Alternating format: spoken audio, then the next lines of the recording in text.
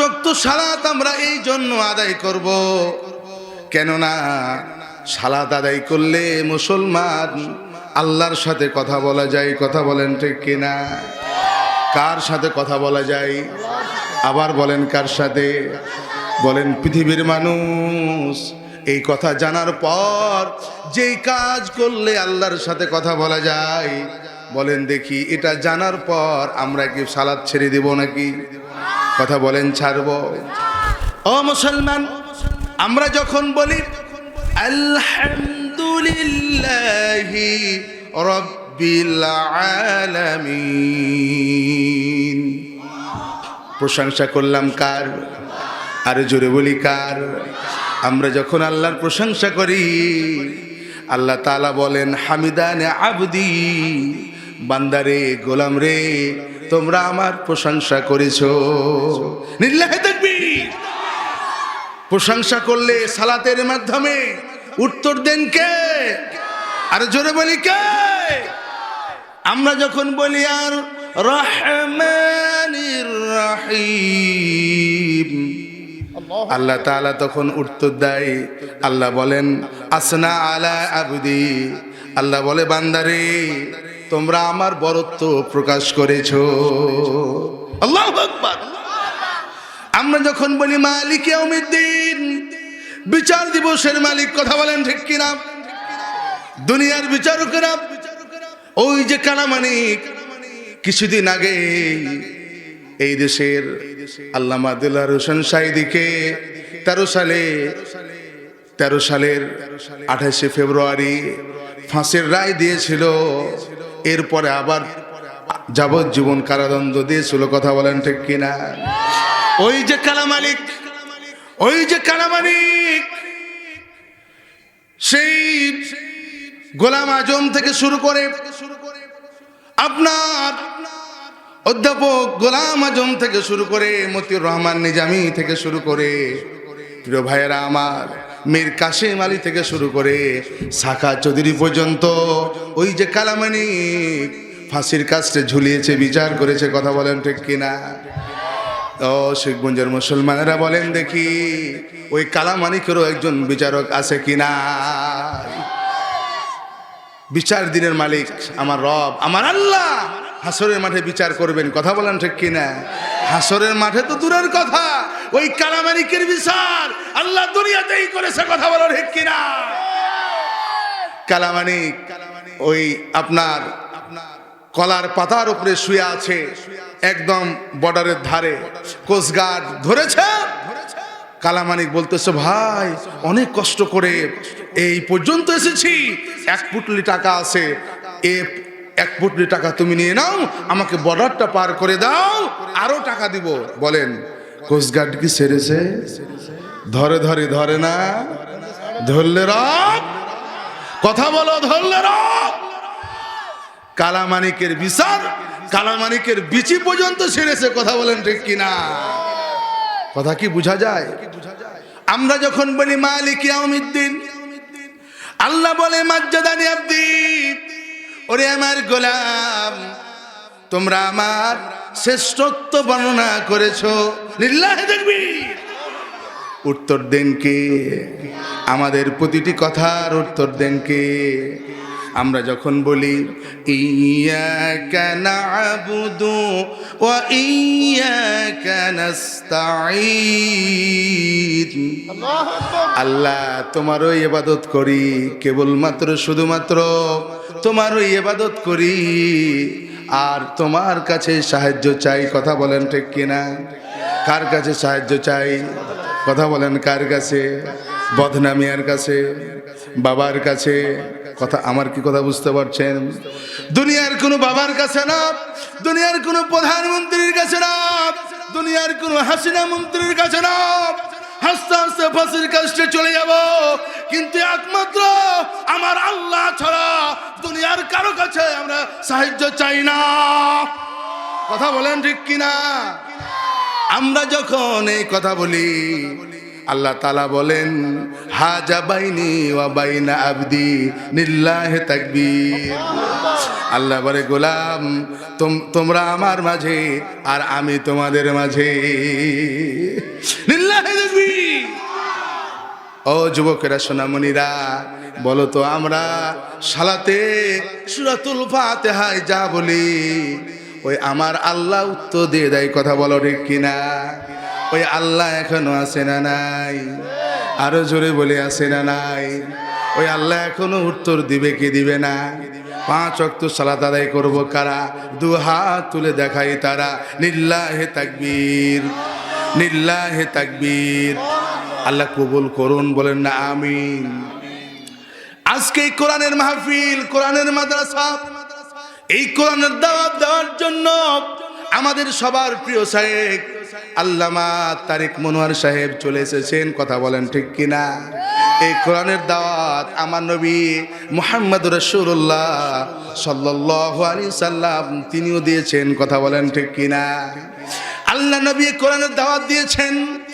এই কোরআনের দাওয়াত দেওয়ার কারণে ওই সময়ে আবু জেহেলের উত্তরসূরিরা বলেন দেখি আমার নবীকে কি কুরমা পোলাও খাওয়াইছে, হালুয়া রুটি খাওয়াইছে। আহারে, এখন আমি আসার সময় কত সুন্দর করে আমাকে গোস্ত খাওয়ানো হলো, কত সুন্দর করে আমাকে ফলমূল খাওয়ানো হলো, কিন্তু বলেন দেখি এই কোরআনের দাওয়াত আমার নবী দিয়েছেন, কিন্তু আমার নবীকে কুরমা পোলাও দেয় নাই, হালুয়া রুটি দেয় নাই। বরং কাফেররা আমার নবীর ব্যাপারে 3টা সিদ্ধান্ত নিয়েছে, কথা বলেন কয়টা? আরো জোরে বলেন কয়টা? ওয়া ইয ইয়ামকুরু বিকাল্লাযীনা কাফারু আও ইউসবিতুকা আও ইয়াকতুলুকা আও ইউখরিজুকা ওয়া ইয়ামকুরুনা ওয়া ইয়ামকুরুল্লাহ ওয়াল্লাহু খায়রুল মাকিরিন। আল্লাহু আকবার। কথা কার? আরো জোরে বলি কার? আল্লাহ বলছেন নবীজি কাফেরেরা আপনার ব্যাপারে সিদ্ধান্ত নিয়েছে 3টা। 1 নাম্বার সিদ্ধান্ত হলো আউসবিতুকা, ওরা আপনাকে গ্রেফতার করবে। কি করবে? আরো জোরে বলেন কি করবে? ওরা আপনাকে গ্রেফতার করবে। এই সিদ্ধান্ত নিলে যখন আবু লাহাব বলল না রে না, মুহাম্মাদকে যদি গ্রেফতার করা হয় যে জেলখানায় রাখা হবে ওই জেলখানার কয়েদিদেরকে এই কোরআনটা সে শোনাবে, সুন্দর করে কোরআন শুনিয়ে তার দলের লোক বানিয়ে নিবে। কথা বলো ঠিক কিনা? ভয় আছে না নাই? এই কথা বলেন, ভয় আছে না নাই?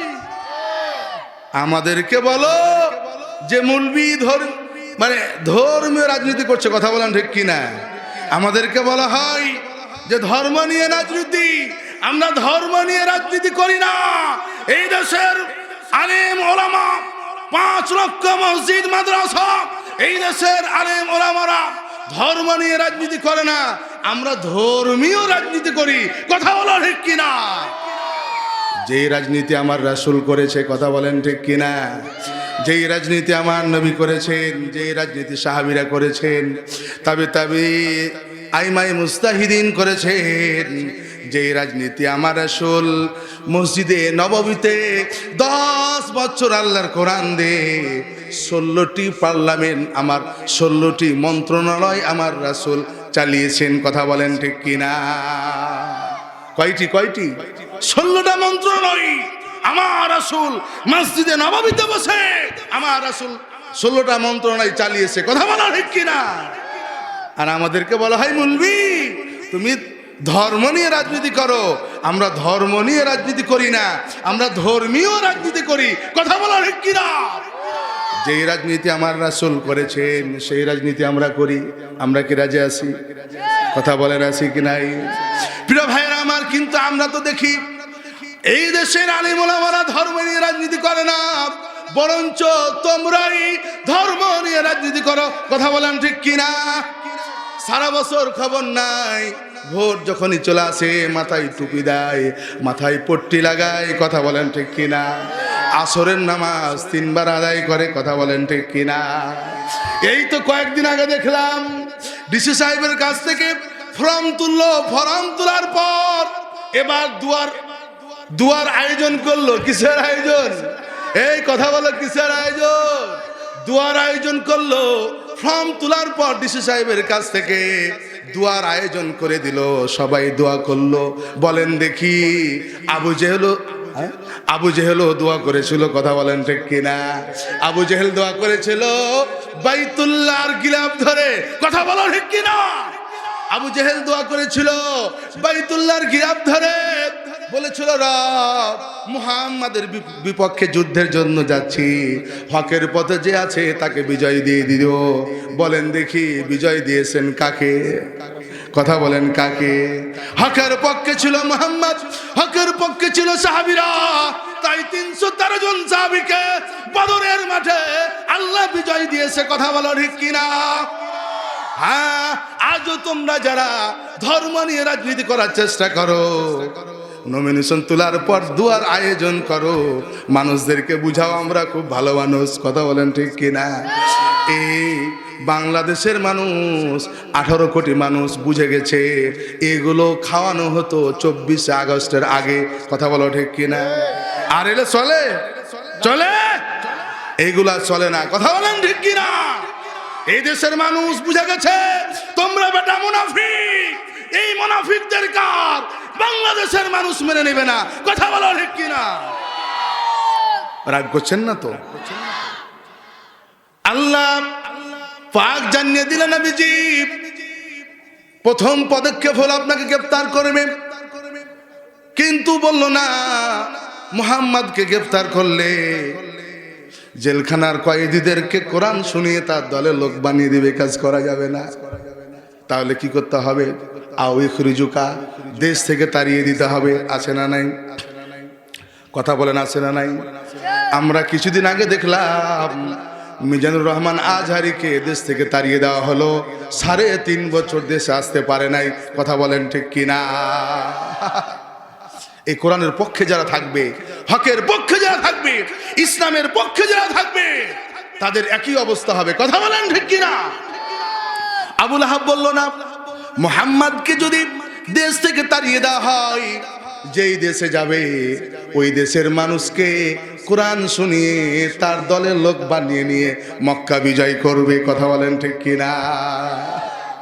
পেরেছিল? মক্কা বিজয় ঠেকাতে পেরেছিল? হ্যাঁ, 10 বছরের ব্যবধানে মক্কা বিজয় করেছিল মুহাম্মদ সাল্লাল্লাহু আলাইহি সাল্লাম, কথা বলেন ঠিক কিনা? হ্যাঁ, মুসলমানদের বিজয় আসতেছে। আল্লাহর গোলামেরা, ও প্রিয় ভাইরা আমার, আমরা যদি সঠিকভাবে কাজ করে যাই, বলেন দেখি আগামীতে বিজয় আসে না নাই? 3 নাম্বার, আও এক তুলুকা, কি করতে হবে? হত্যা করতে হবে। কি করতে হবে? কথা বলেন, কি করতে হবে? হত্যা করতে হবে। সম্মানিত প্রিয় ভাইরা আমার, খেয়াল করেন, খেয়াল করেন, শরীফ উসমান হাদি, ঠিক আছে না? শরীফ উসমান হাদি, এই যুবকটি সে কি করেছিল জানেন? সে একটা ইসলামিক কালচারাল সেন্টার তৈরি করেছিল, কথা বলেন ঠিক কিনা? সে একটা ইসলামিক কালচারাল সেন্টার তৈরি করেছিল। এই দেশের যুবক যুবতীরা তারা অনৈতিক কৃষ্টি কালচার থেকে, বাতিল ধ্বংসাত্মক সমস্ত কালচার থেকে ওরা ইসলাম শিখবে। এই জন্য এই শরীফ উসমান হাদি সে কি করলো? একটা ইসলামিক কালচারাল সেন্টার তৈরি করলো। প্রিয় ভাইয়েরা আমার, ইসলামের পক্ষে কাজ করে যারা, তাদের উপরেই বিপদ আছে কি নাই? কথা বলেন আছে কি নাই? এই কাজ যখন করলো ভারতীয় আধিপত্যবাদীরা, তারা সহ্য করতে পারলো না। আরে আমরা তো 17টি বছর তাদেরকে যেই গান শিখালাম, যেই ঢোল শিখালাম, যেই মুক্তি পূজা বানানো শিখালাম, এরা তো আজকে ইসলামিক কালচারাল সেন্টার বানিয়ে এরা তো প্রকৃত মুসলমান হয়ে যাবে, কথা বলেন ঠিক কিনা? এই জন্য ষড়যন্ত্র করে শরীফ উসমান হাদিকে গুলি করা হলো, কথা বলেন ঠিক কিনা? মাথায় গুলি করা হলো। শরীফ উসমান হাদি 2টা কথা বলে গেছে। কয়টা কথা বলো? কয়টা? একটি কথা বলে গেছে, আমার মাথায় আমার বুকে গুলি করা হবে। আমি দুনিয়া থেকে চলে যাব, আমার সন্তান এই লড়াই করবে হকের পক্ষে। আমার সন্তান চলে যাবে, তার সন্তান হকের পক্ষে লড়াই করবে। এই লড়াই থামবে না, থামবে না, থামবে না। কথা বলো ঠিক কিনা? মর্দানার যুবকেরা কথা বলো, এই লড়াই কি থামবে? কথা বলো, থামবে? শরীফ উসমান হাদি আরেকটি কথা বলেছিল, আমাকে গুলি করে মেরে ফেলে দেওয়া হবে, আমাকে মেরে ফেলে দেওয়া হবে, কিন্তু ওই জালিমের, ওই সন্ত্রাসীর বিচার যেন এই বাংলার জমিনে হয়। কথা বলেন ঠিক কিনা? কথা বলেন ঠিক কিনা? কি করে যেই ঢাকায় প্রতিটি পয়েন্টে পয়েন্টে সিসি ক্যামেরা, এই ঢাকা থেকে কি করে সন্ত্রাসী এই দেশ থেকে পালিয়ে যেতে পারে, স্বরাষ্ট্র উপদেষ্টাকে জবাব দিতে হবে। কথা বলো ঠিক কিনা? আগামীতে সময় আসছে মুসলমান, এই ফ্যাসিস্টদেরকে দূর করতে হলে কোরআনের পক্ষে আমাদেরকে রায় দিতে হবে, কোরআনের পক্ষে ভোট দিতে হবে। কারা কারা রাজি আছো? দুহাত তুলে দেখাও। লিল্লাহে তাকবীর। আল্লাহ কবুল করুন বলে আমিন। থাকবো তো? থাকবো। এখন যদি একটা টমেটো পাকা টমেটো নিক্ষেপ করা হয়, বাম বাম বাম সব পালাবে, বুঝো, সব পালাবে। কথা বলো ঠিক কিনা? একটু কালিমা পড়েন, লা ইলাহা ইল্লাল্লাহ, জোরে লা।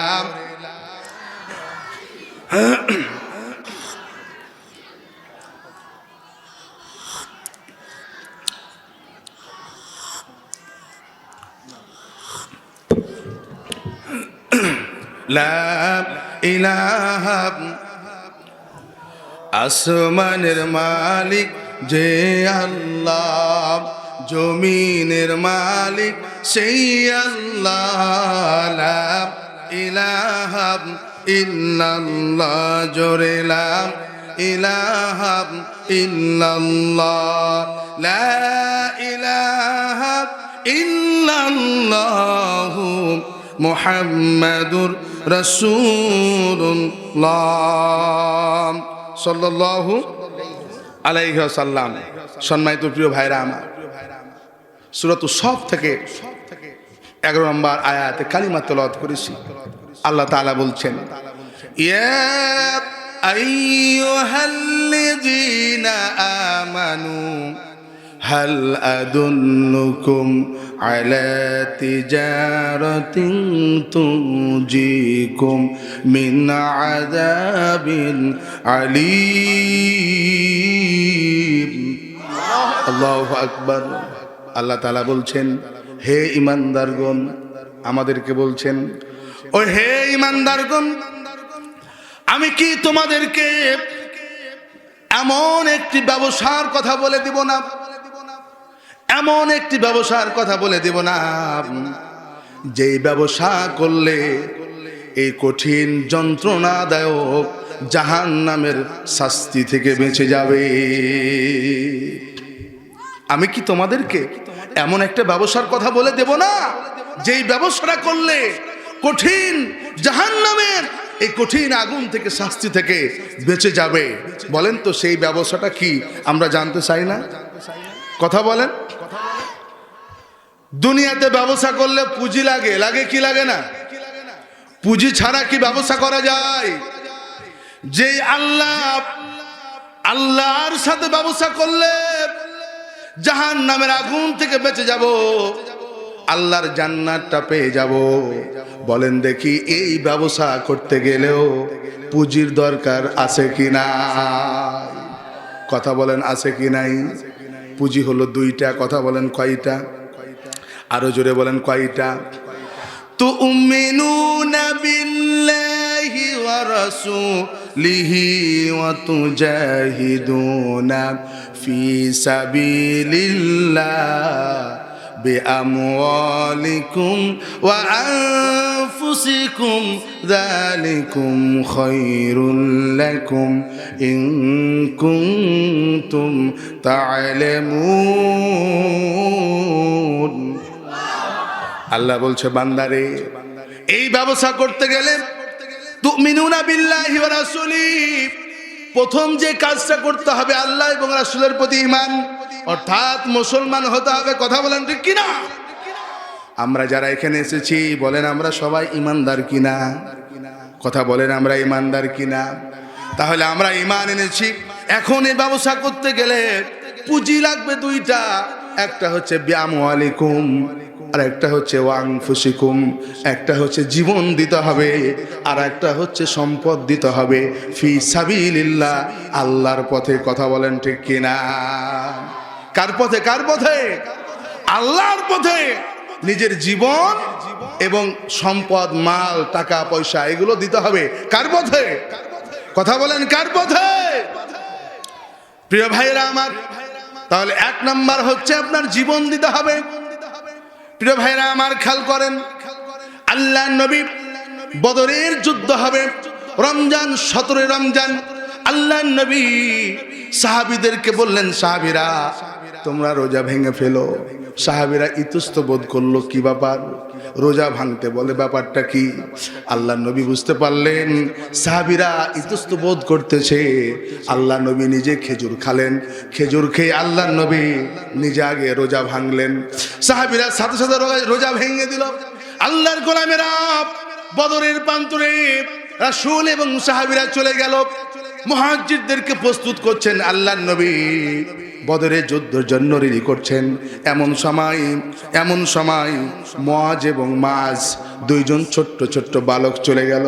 ইয়া রাসূলুল্লাহ, নবীজি জানতে পারলাম বদরের প্রান্তরে মুহাজিরদেরকে আপনি প্রস্তুত করছেন, যুদ্ধের জন্য তাদেরকে রেডি করছেন। ইয়া রাসূলুল্লাহ, আমরা দুই ভাই মুআজ এবং মাজ, আমরা দুই ভাই, আমরাও তো বদরের প্রান্তরে যুদ্ধ করতে চাই। আমরা কাফেরের গোষ্ঠীদেরকে আমরা খান খান করে দিতে চাই। আল্লাহ রাসূল বলল, মুআজ এবং মাজ, তোমরা তো দুইজনে ছোট্ট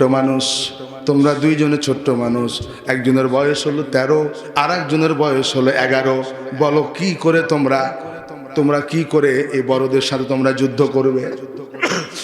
বড় ভাই বলল, ইয়া রাসূলুল্লাহ, আমি 13 বছর বয়স, আমার অনেক লম্বা চওড়া, আমার অনেক শক্তি আছে। নবীজি আপনি চিন্তা করবেন না, আমাকে আপনি অনুমতি দিয়ে দেন, আমি কাফেরদের গোষ্ঠীকে আমি একবারে শেষ করে দিব। ছোট ভাই বলতেছে, ইয়া রাসূলুল্লাহ, আমার বয়স 2 বছর কম হলে কি হবে? আমার বয়স 11 বছর হলে কি হবে? আমারও তো শক্তি কম নাই, আমারও রক্ত গরম আছে। নবীজি আপনি আমাকে অনুমতি দিয়ে দেন, আমি কাফেরদের গোষ্ঠীকে শেষ করে দিব। দুই ভাই যখন এই কথা বলে, আল্লাহ নবী চিন্তায় পড়ে গেলেন, কি করা যায়। এবার বড় ভাই বলতেছে, ইয়া রাসূলুল্লাহ, না হলে আমাকে অনুমতি দেন। ছোট ভাই বলছে, না, আমাকে অনুমতি দেওয়া লাগবে। আল্লাহ নবী বললেন, হ্যাঁ তোমাদেরকে অনুমতি দিব, কিন্তু তোমরা দুই ভাইয়ের কুস্তি লাগবে, কুস্তিতে যে জিতে যাবে আমি তাকে অনুমতি দিব। দু ভাই সাথে সাথে রাজি হয়ে গেল। কাল বিলম্ব করলেন না, সাথে সাথে দুই ভাই কুস্তি লেগে গেল, লড়াই লেগে গেল। আল্লাহর গোলামেরা বড় ভাই ছোট ভাইকে আছাড় দিয়ে দিল, ফেলে দিল জমিনে। ছোট ভাইয়ের বুকের উপরে চেপে বসলো বড় ভাই, বড় ভাই বুকের উপরে চেপে বসলো। ছোট ভাই পেরে উঠতে পারছে না বড় ভাইয়ের। একটি সময় এবার ছোট ভাই বড় ভাইয়ের কানটা ধরে তার মুখের সামনে নিল, কানের মধ্যে ফিস ফিস করে বলল, বড় ভাই রে, একসাথে আমরা তো দু ভাই ঘুমাই, রাত্রিবেলা একসাথে ঘুমাই, একসাথে খানা খাই, একসাথে গোসল করি, একসাথে আমরা রাসূলের কাছে আসি। ভাই তুমি অনুমতি পেয়ে যাবে, যুদ্ধের ময়দানে চলে যাবে, শহীদ হয়ে তুমি আল্লাহর জান্নাতে চলে যাবে। বড় ভাই, এটা কেমনে ভাই রে ভাই, আমিও তো শহীদ হয়ে জান্নাতে যেতে চাই। ও বড় ভাই, তুমি একটু হালকা করো, তোমাকে আমি ফিরে দিই, তোমার বুকের উপরে আমি একটু উঠে যাই, তাহলে আল্লাহ নবী আমাকে অনুমতি দিয়ে দিবে। দুই ভাই একসাথে আমরা যুদ্ধ করে আমরা শহীদ হয়ে, আমরা তো শহীদ হতে চাই, শহীদ হয়ে আমরা আল্লাহর জান্নাতে চলে যাব।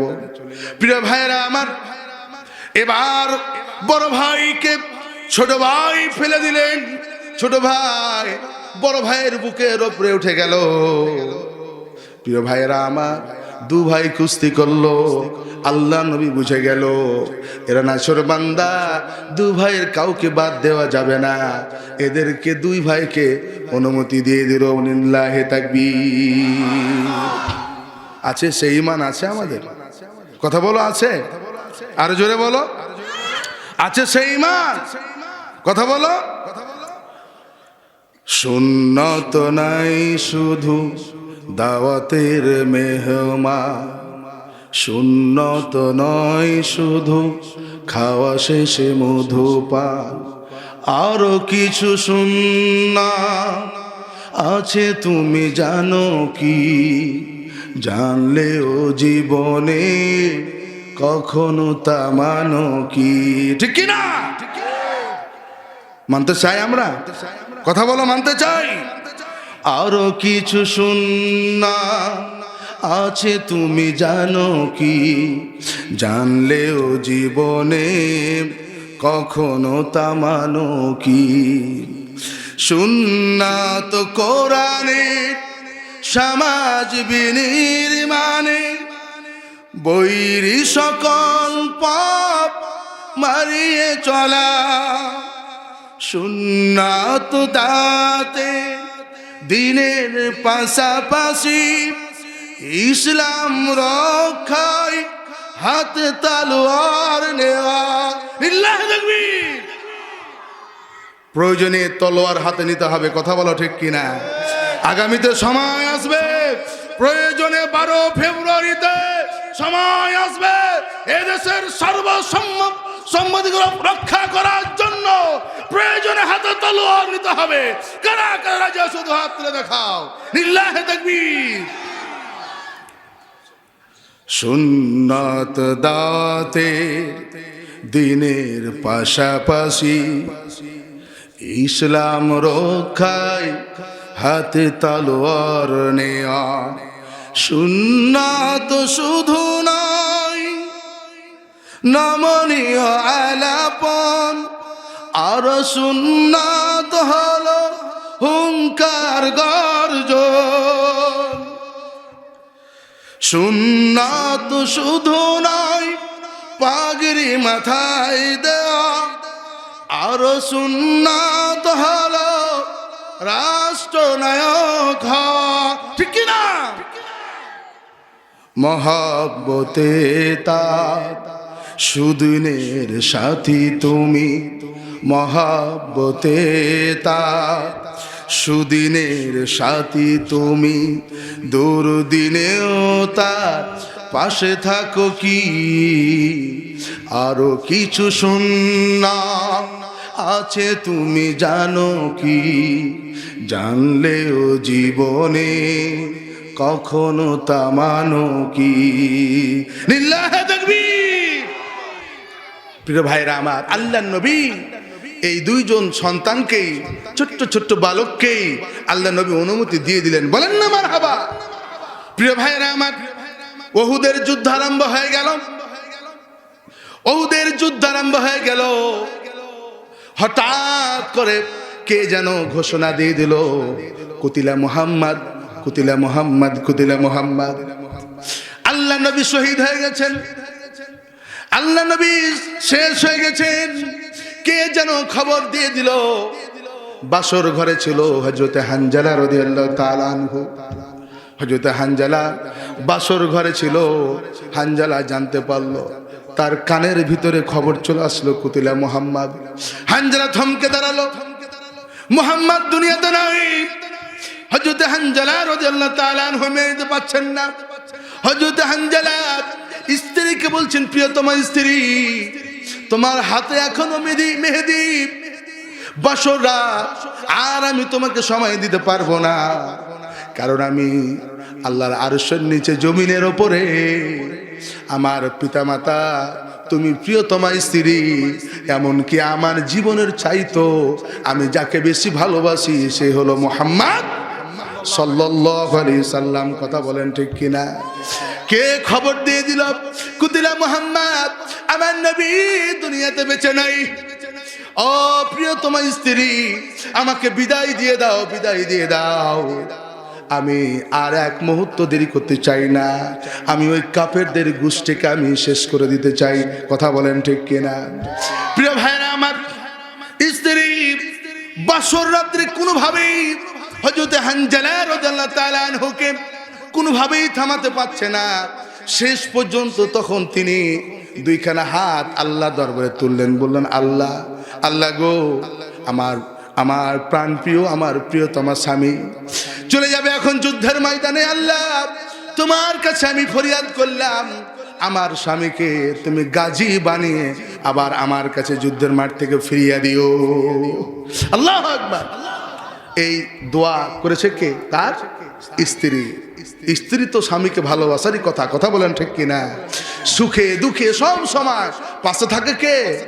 কথা বলো, পাশে থাকে কে? প্রিয়তমা স্ত্রী। কথা বলেন ঠিক কিনা? এই দুনিয়ার সব মানুষ, সব বন্ধু, সবাই তোমাকে ভুলে যেতে পারে, কিন্তু স্ত্রী তোমাকে ছেড়ে যাবে না। কথা বলো ঠিক কিনা? প্রিয় ভাইরা আমার, ও মুরব্বী ঘুমাচ্ছে নাকি? চালাবো কতক্ষণ? সারা রাত কাম। সারা রাত এখানে চললে আগামীকাল কি করবো রে ভাই? হ্যাঁ, আচ্ছা, আপনারা বউকে ভয় পান কারা? একটু হাত তুলেন তো। হ্যাঁ, কেউ বউকে কেউ ভয় পায় না? কেউ পাই না? বারে বা, হেভি ব্যাপার তো ভাই। হ্যাঁ, মর্দানের যুবকেরা বউকে ভয় পাই না। প্রেসিডেন্ট বলতেছে, মন্ত্রী, আমার রাষ্ট্রের মানুষ ভয় পায় কাকে? মন্ত্রী বলছে, কেনে? বউকে। কি বউকে? এবার প্রেসিডেন্ট রেগে গেছে। মন্ত্রী, আগামীকালকে সকালের মধ্যে তুমি যদি প্রমাণ করতে না পারো আমার রাষ্ট্রের মানুষ বউকে ভয় পায়, এটা প্রমাণ করতে না পারলে তোমার কল্লা যাবে। কথা বলেন ঠিক কিনা? এবার মন্ত্রী পড়েছে বেকায়দায়। আচ্ছা, ওই যে পিছনে আমার কিছু যুবকরা দাঁড়িয়ে আছে, ও ভাই, এ পিছনের ভাইরা যা দাঁড়িয়ে আছো, আপনাদের সাথে কি আমার শত্রুতা আছে ভাই? এই শত্রুতা আছে? 5 সেকেন্ড সময়, একটু পিছন দিকে আছে, বসো তো। সবাই দাঁড়িয়ে থাকবে না, বসে যান, বসেন। আল্লাহ, তুমি দেখো তোমার কোন বান্দা বসছে না, ফাইসালা তোমার হাতে ছেড়ে দিলাম। 5 সেকেন্ড সময়, 5 সেকেন্ড, বসো। পরিবেশটা ঠিক করো, সুন্দর করে বসো। মন্ত্রী পড়ে গেল বেকায়দায়। সারাদিন ঢোল পিটাইয়া দিল, সারাদিন ঢোল পিটাইয়া দিল। শুনো, তোমরা যারা বউকে ভয় পাও, আগামীকালকে সকালবেলা রাজপ্রাসাদের ডান দিকে দাঁড়াবে, আর যারা বউকে ভয় পাও না তারা বাম দিকে দাঁড়াবে। বুঝলেন তো? একবার ঢোল পিটাইয়া দিল। পরের দিন সকালবেলা সবাই দাঁড়িয়ে আছে ডান দিকে, বউকে ভয় পাওয়ার দিকে।